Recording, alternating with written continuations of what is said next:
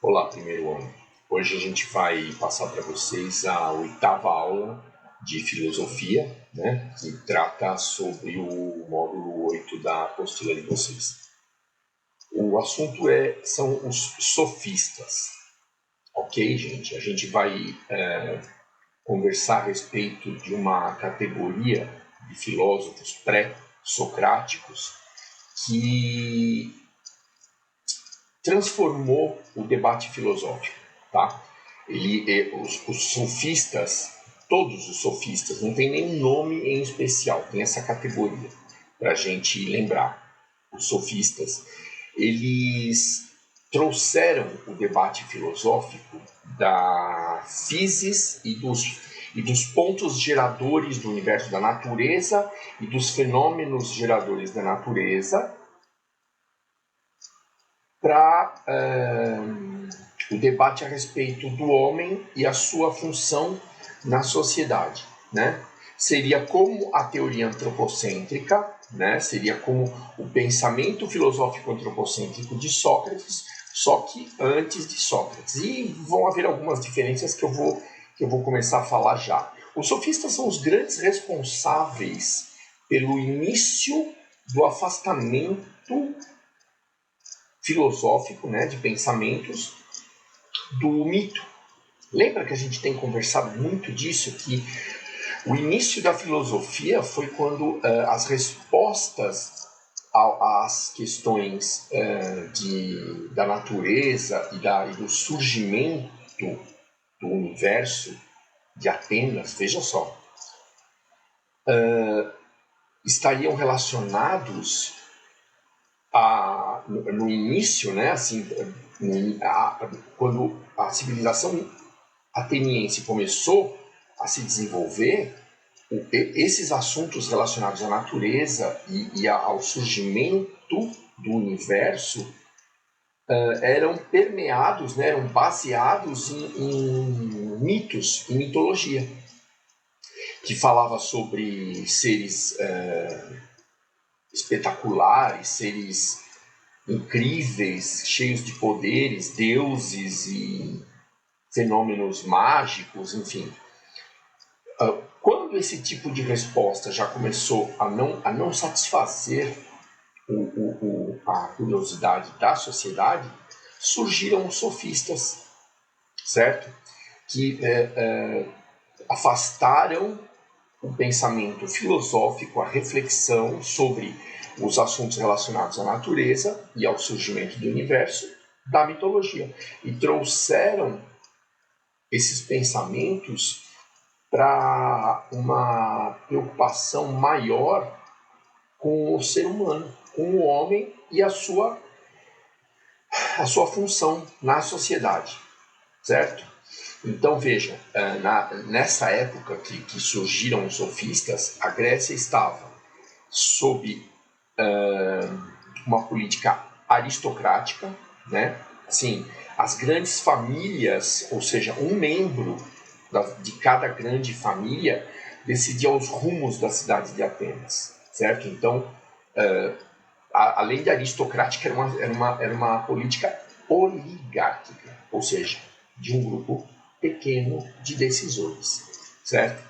Nessa época também começou assim, a intensificar muito o comércio, tanto dentro da Grécia como da Grécia com com os outros países, né, via mar, porque a Grécia, a Atenas ela está numa posição bem estratégica em relação ao oceano. Gente, entre a Ásia e a África, veja só.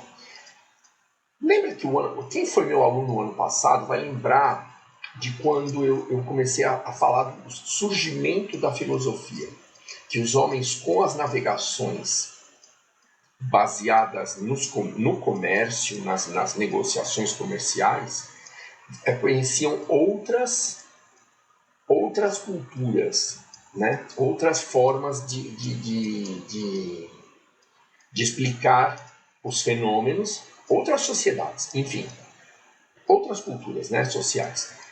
E daí o grego, onde nasceu a filosofia, passou a questionar alguns mitos, né? Algumas explicações gregas para fenômenos. E foi aí que surgiu a oportunidade, a grande oportunidade para os sofistas. Por quê? Porque a política era controlada por poucas pessoas, sendo que já havia uma assembleia, mas os grandes aristocratas, as oligarquias aristocráticas, né, os conjuntos, as poucas pessoas que eram aristocratas, que determinavam os rumos da política de Atenas. E as pessoas começaram a conhecer outras culturas através da intensificação comercial, né, a expansão marítima. Portanto, foi um prato cheio para o surgimento dos sofistas. Os sofistas, eles defendiam, eles pregavam e ensinavam, eram considerados sábios, né? Especialistas em retórica, né? Em discussão, em dialética, na arte de trocar argumentos para se provar alguma coisa. É o que a gente faz hoje em dia. Não, isso é melhor, aquilo é melhor, e argumenta, né? Nós baseamos as nossas opiniões. Toda negociação é baseada em argumentos, né? Toda discussão é baseada em argumentos. Então, isso nasceu lá 500 anos antes de Cristo, na Grécia, com os sofistas, antes mesmo do Sócrates. Por que a gente classifica sofistas como pré-socráticos, gente? Porque o Sócrates, ele tinha aquela opinião que todo o ensinamento, todo o conhecimento deveria ser baseado na verdade e na busca pela verdade, tendo a ética como sua pedra angular, a ética, certo? Fazer o que é certo. Muito bem, os sofistas,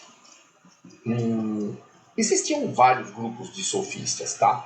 Mas os sofistas nem sempre tinham como objetivo principal a perseguição da ética e da verdade. Para eles, o que mais valia era a arte da boa argumentação, a prática de uso das palavras no sentido de convencer, quer seja de uma verdade ou de uma inverdade, de uma afirmação que não foi provada, que tem uma falha, que inclusive será a nossa atividade desta 8ª aula, né? Uma pesquisinha básica que vocês vão fazer numa folha separada. Gente, por favor, coloquem o nome e a classe. A maior dificuldade que eu estou encontrando é trabalhos até que legais, respostas interessantes, mas assim, sem nome. Eu não sei quem foi que escreveu aqui. Só tem a classe do cara. Então, né, a Pri, ou a Ju, ou o Suzuki vão ter que me ajudar a encontrar o dono daquela obra de arte. Ou então tem o nome do autor da obra de arte, porém não tem a classe dele. Aí nós precisamos ir lá no sistema de táxi. Gente, não custa nada. É só colocar o nome de vocês. E se caso, por exemplo, tenha 3 ou 4 Gabriel na sala, por favor, o nome e o sobrenome, né? Para que eu saiba de qual Gabriel, né? Não adianta colocar Gabriel 2C, 1C, por exemplo. Aí eu vou lá, tem 4 Gabriel no 1C. Qual deles fez aqui? Né? E tem os famosos trabalhos fantasma, né? Tem as famosas atividades de filosofia fantasma, assim, que não tem nem nome e nem a classe. Aí eu não tenho a menor condição de saber quem fez, certo? Eu não sou mágico, não tenho bola de cristal, sou um reles professor de filosofia. Muito bem, então, gente, não esqueçam na atividade de colocar o nome e a classe, por favor, certo? Pro bem de vocês mesmos. Essa pesquisa da 8ª aula vai responder a seguinte questão: o que significa sofisma? Sofisma. Vem de sofistas? Lógico que vem. Só que vocês vão procurar aqui no módulo 8 o lugar onde explica o que é um sofisma. Certo? Essa é a atividade. Uma questão só. Respondam para mim. O que significa sofisma? Que é usado até hoje nas discussões. Tá? Mas eu preciso que vocês saibam o que significa um sofisma. E me contem aquilo que vocês descobriram. Ok? Via essa atividade que vocês vão entregar lá para a Ju, ou para a Pri, ou para o Suzuki. Aí, quando eu for fazer o plantão, eu pego e fico lá corrigindo. Gente, não esqueçam de colocar o nome e a sala. Retomando a aula. Então, esses sofistas, eles tinham como principal ferramenta de trabalho ensinar a dialética. Veja, numa sociedade onde o mais importante seria a cidadania, seria a participação política do indivíduo, e, paralelo a isso, a política era dominada pela aristocracia, que cada vez menos tinha aceitação plena para suas ideias e para suas decisões. Então, as pessoas tinham que aprender a argumentar, aprender a convencer a Assembleia, né, que seria como hoje a nossa Assembleia Legislativa, lá em a Câmara dos Deputados, lá em Brasília, sobre os destinos da nação. E as pessoas iriam falar, olha, eu concordo, eu discordo, enfim. Mas a argumentação era extremamente importante. Aí os sofistas tinham isso como principal ferramenta de trabalho, né? Ensinar a argumentar, ensinar a criar suportes lógicos para suas afirmações numa conversa, numa discussão, certo? Defender o seu ponto de vista. Gente, aqui na apostila diz que existiam sofistas preocupados com a verdade, com a ética. Existiam sofistas que não estavam tão preocupados com a verdade e com a ética. E existiam sofistas assim que só estavam preocupados com a retórica, né? Com vencer uma discussão, defender o seu ponto de vista. Mesmo que esse ponto de vista fosse defendido hoje, aprovado hoje na Assembleia, daqui a uma semana, essa mesma pessoa que ganhou essa discussão retórica com um ponto de vista, através da dialética, através da oratória, já defendia um ponto de vista contrário. Qualquer semelhança é mera coincidência, gente. Se vocês acharem uma figura na página 37, por favor, não pensem que existe qualquer relação entre os sofistas e os nossos políticos brasileiros atuais. Ok? Gente, deixa eu ver se eu marquei alguma coisa mais que é importante que vocês saibam. Não. Esse capítulo é muito curto. É a página 37 e um pouquinho da 38. Tem os exercícios que eu aconselho para quem quiser ter um pouco de noção de filosofia, que faça, né? E, por enquanto, eu agradeço a atenção de vocês e desejo bons estudos. Não esqueçam da atividade. O que é sofisma? Tá? A gente acabou de conversar a respeito dos sofistas. Então, vocês vão achar facilmente, aqui na apostila de vocês, o significado de um sofisma. Certo?